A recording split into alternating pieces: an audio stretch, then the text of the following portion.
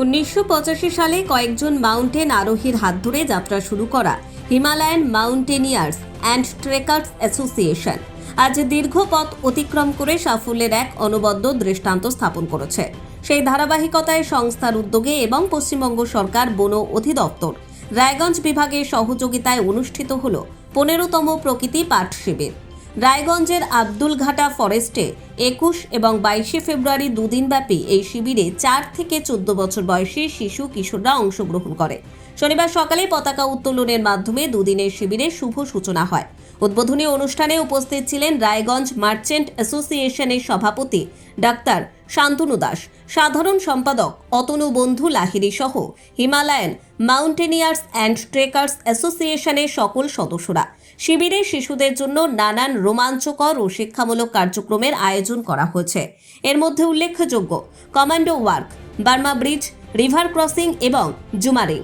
সংস্থার সম্পাদক পার্থ পাল জানান, এই দুদিনের শিবিরে শিশুদের আত্মনির্ভরশীল করে তোলাই মূল লক্ষ্য। নিজেদের খাওয়া দাওয়া, থালা বাসন ধোয়া, প্রকৃতির সঙ্গে খাপ খাইয়ে চলা এবং পরিবেশ সম্পর্কে বাস্তব জ্ঞান অর্জনের মাধ্যমে তারা শেখার এক ভিন্ন অভিজ্ঞতা লাভ করে। উদ্যোক্তাদের মতে পাঠ্য বইয়ের পড়াশুনোর বাইরে প্রকৃতির সঙ্গে মিশে শেখার এক বিশাল জগৎ রয়েছে। এই শিবির সেই উপলব্ধিরই বাস্তব রূপ। কামাখ্যা তারাপীঠ সিদ্ধতান্ত্রিক গুরু প্রশান্ত শাস্ত্রী।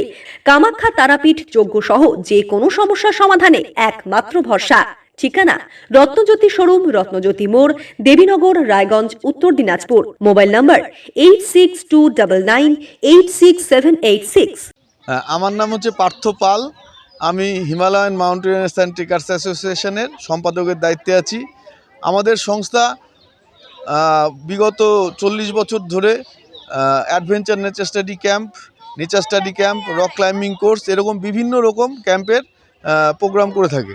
তো সেই বছরভর যে কর্মসূচি, তার মধ্যে নেচার স্টাডি ক্যাম্প একটা অন্যতম কর্মসূচি।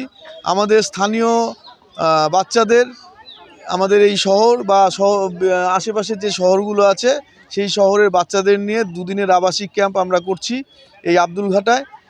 আব্দুলঘাটা একটা বিখ্যাত ফরেস্ট, আমরা জানি।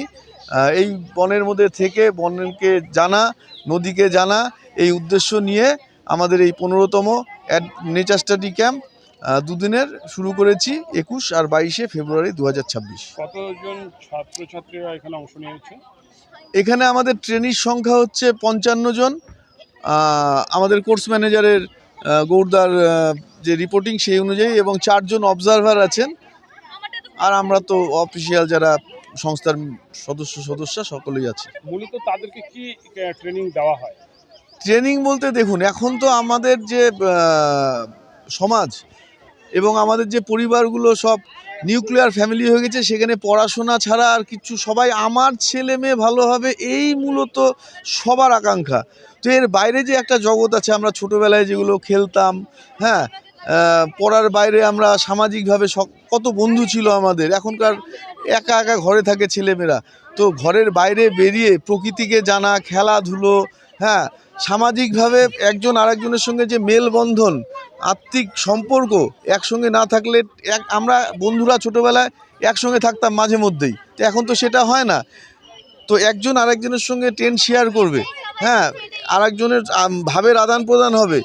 এই জন্য মানুষ গড়ে ওঠা, ভালো মানুষ গড়ে তোলাটাই আমাদের সংস্থার মূল উদ্দেশ্য। আমার নাম ঈশান পাল। আমরা এখানে একটা ক্যাম্প করতে এসেছি, নেচার স্টাডি ক্যাম্প। কেমন লাগছে? অনেক ভালো লাগছে। তুমি কি এই প্রথম আসলে এই ক্যাম্পে? না, এটা নিয়ে আমার 3য়-বার হলো। কি অভিজ্ঞতা হয় এখানে আসলে অনেক অ্যাক্টিভিটি করা হয়, অনেক রকমের অ্যাক্টিভিটি হয় এইখানে। 5। রায়গঞ্জ থেকে রামকৃষ্ণ দাসের রিপোর্ট, কুলিক নিউজ।